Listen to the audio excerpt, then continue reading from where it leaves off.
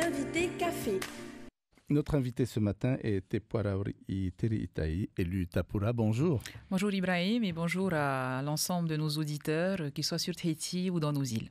Alors, la loi fiscale retoquée par le Conseil d'État pour irrégularité rejetée sur la forme a été de nouveau réexaminée cette semaine. Après 3 heures de travaux, la Commission des finances a présenté un copier-coller, on peut dire pratiquement ça comme ça, ce qui a eu le don d'exaspérer d'ailleurs l'opposition dont vous faites partie. Alors, on a l'impression que c'est surtout sur la forme que vous en voulez à la majorité, non, après l'examen du texte. Alors avant que je réponde à votre question, si vous me le permettez, je voudrais profiter de ce temps d'audience pour féliciter l'élection donc, de Steve Amblin à la tête du MEDEF et son bureau et remercier Frédéric Doc pour toute l'action qu'il a menée avec son bureau ces 4 dernières années.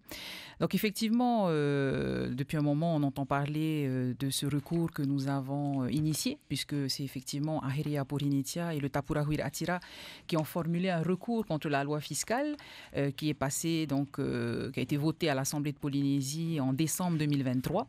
Et c'est vrai qu'aujourd'hui, on entend souvent le président de l'Assemblée ou des membres de la majorité nous dire que, oh non, il s'agit en fait d'une décision qui ne porte que sur la forme.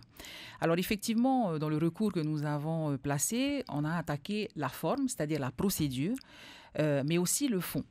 Et là, effectivement, le Conseil d'État n'a statué que sur la forme parce que c'est comme ça qu'il agit. C'est-à-dire que dès lors que la procédure n'est pas bonne, il ne va pas aller statuer sur le fond. Hélas, on aurait aimé qu'il nous donne une réponse sur les 2 plans.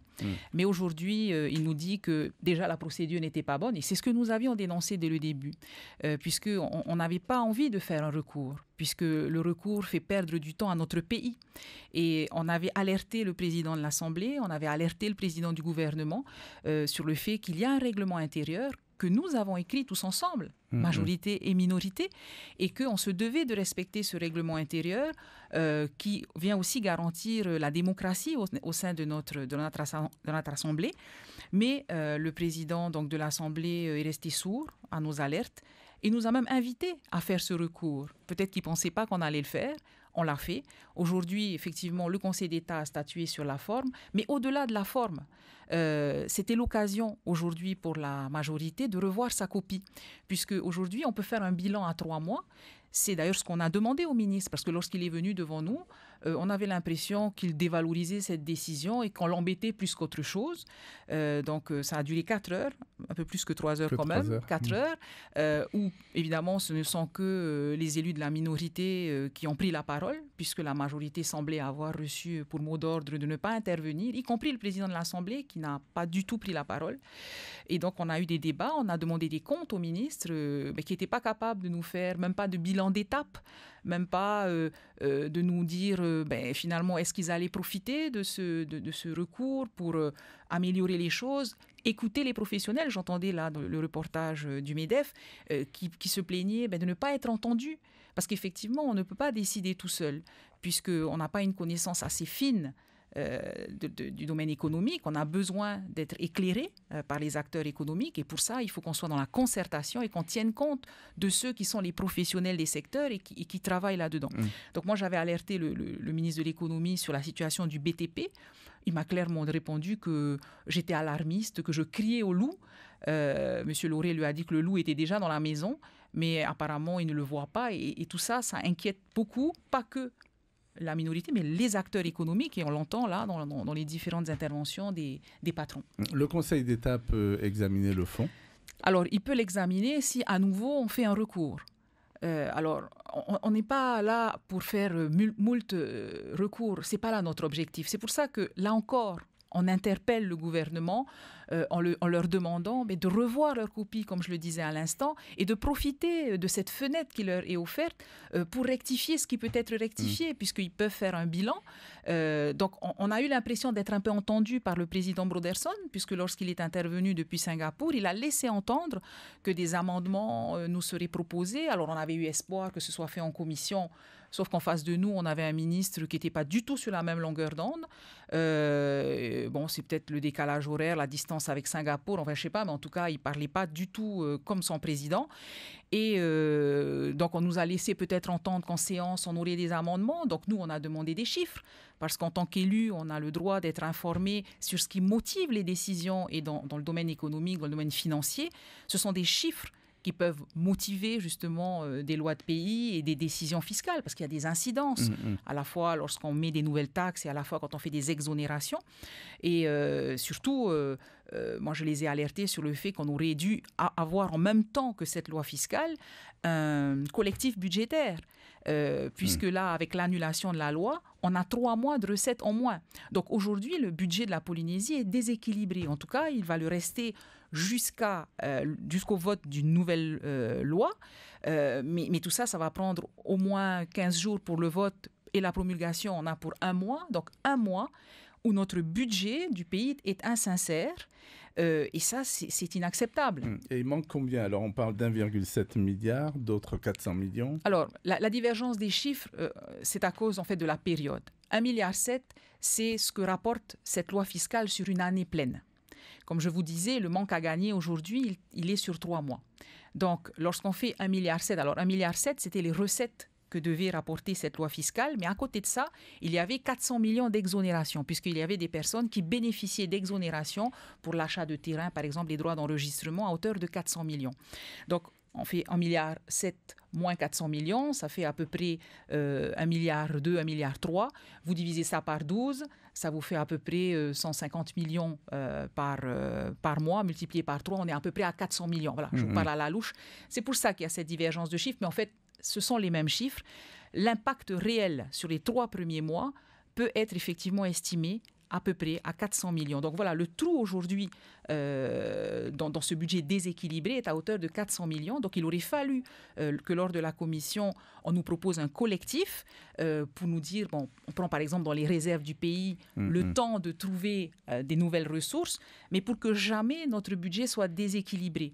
Donc, ce sont des jeux d'écriture. Notre pays n'est pas en danger. On ne va pas commencer à dire non plus que cette situation met notre pays en danger. On a une trésorerie confortable que le précédent gouvernement a laissée à l'actuel gouvernement. Mais c'est une question d'équilibre budgétaire, d'écriture. Et une des lois fondamentales du budget, des règles fondamentales du budget, c'est qu'il soit constamment équilibré. Et c'est aussi pour ça qu'on a interpellé le haut-commissaire verbalement pour l'instant, en lui disant qu'il était de sa responsabilité, justement, puisque c'est lui l'autorité de contrôle, d'inviter, et même plus qu'inviter, le gouvernement à rééquilibrer son budget très rapidement. Alors, la nouvelle version du texte, visiblement, ne vous satisfait pas. Ça veut dire quoi? Que vous allez initier un autre recours? Alors, elle ne nous satisfait pas dans le sens où, comme je le disais, on a l'impression que c'est des rediffusions. Vous savez, c'est comme les téléfilms qu'on rediffuse constamment, la même chose. Là, c'est la 4e rediffusion, parce que c'est la 4e fois qu'on nous soumet exactement le même texte. Il n'y a pas d'apport, il n'y a pas d'amendement, alors que, comme je le répète, on espérait des améliorations qui tiennent compte de ce que les acteurs économiques ont interpellé. Parce que dans les recours qu'on a faits, il n'y avait pas que les minorités, il y avait également des professionnels de l'immobilier, l'ordre des avocats. Alors, pour l'ordre des avocats, ils ont rectifié dans le texte. C'est peut-être la seule différence qu'il y a avec le texte qui nous a été présenté, puisqu'ils ont supprimé 2 petits mots qui viennent changer effectivement le rôle et rétablir le rôle des avocats dans une situation foncière.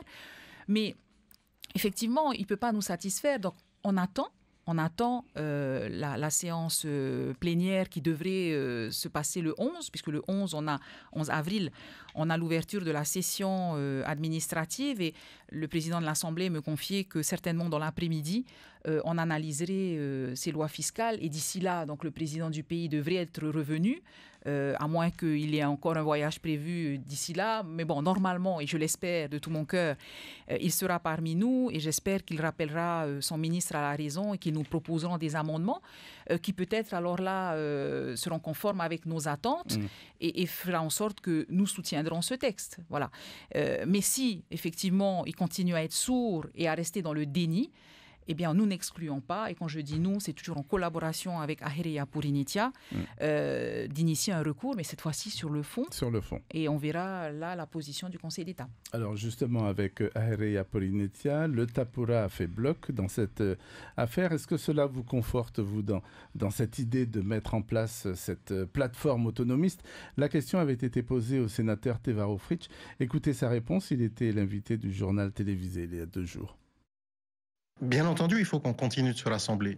Malheureusement, comment dire, je suis attristé encore une fois par l'incapacité patente de nos gouvernants aujourd'hui à faire face aux responsabilités qu'ils ont souhaitées.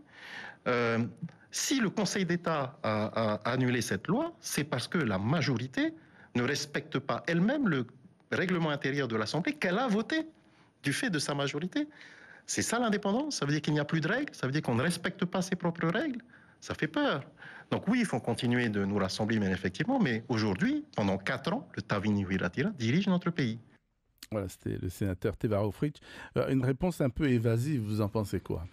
Alors, enfin, je retiens le début de la réponse parce que je pense qu'il a complété peut-être une question précédente dans sa réponse. Mais effectivement, vous l'entendez, il est tout à fait favorable et il pense que c'est tout à fait opportun que l'on puisse travailler ensemble, nous les autonomistes.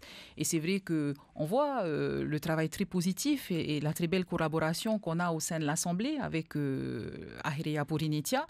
Et pour moi, effectivement, ce sont des signes très positifs pour des actions à mener ensemble. Alors, il est important effectivement qu'on se rassemble parce qu'on le voit bien, si aujourd'hui notre pays est dirigé par le Tavini Huiratira, c'est bien parce qu'à un moment donné, il y a une division des autonomistes. Donc, il ne faut pas effectivement qu'aujourd'hui on reproduise les mêmes erreurs, mais qu'on arrive à se rassembler. Après, si un jour on s'est divisé, c'est parce qu'il y avait certainement des causes profondes. Et faire en sorte que ces causes disparaissent du jour au lendemain, ce n'est pas possible. On aura toujours des points sur lesquels on ne sera certainement pas d'accord, mais plutôt que de s'attarder sur ces points-là, on va commencer d'abord par les points qui nous rassemblent. Et c'est la posture qu'on a prise au sein de l'Assemblée, là par exemple autour des lois fiscales et puis autour de certains amendements, autour de certains positionnements. Nous travaillons ensemble, nous partageons nos idées, nous soutenons nos amendements.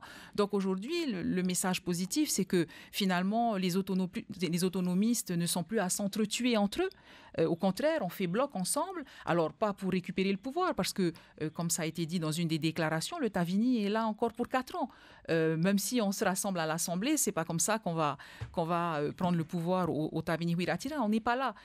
Nous, on est des vigies aujourd'hui. On veut jouer notre rôle et partager notre expérience en alertant le plus possible, en participant aux travaux, en proposant des amendements, tout simplement pour éviter à notre pays de tomber dans le trou et d'arriver dans une situation qui sera irréversible, parce qu'il y a une réalité aujourd'hui, même si, là aussi on le disait dans un précédent reportage, la Polynésie s'en sort bien, je le mets entre guillemets, on a quand même une fracture sociale qui est visible, on a de plus en plus de détresse, de plus en plus de sans-abri, etc.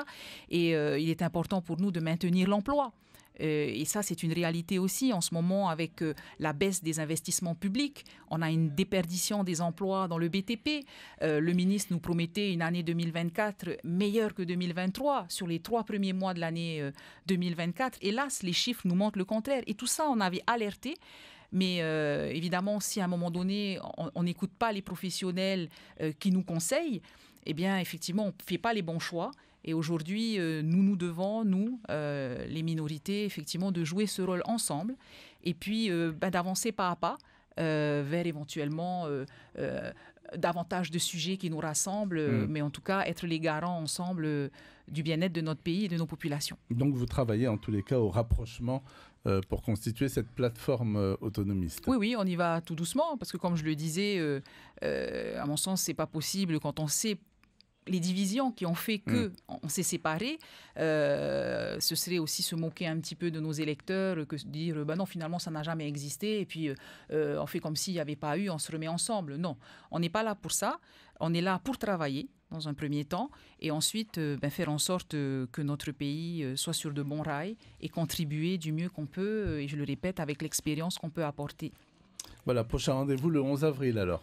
Oui, le 11 avril pour donc la rentrée de la session administrative et puis dans l'après-midi certainement le vote des lois fiscales qui devraient être à l'ordre du jour. Merci beaucoup. Dans un instant, on vous retrouve en tahitien avec Carlos Natoa. Merci. Merci pour votre invitation et belle journée à tous.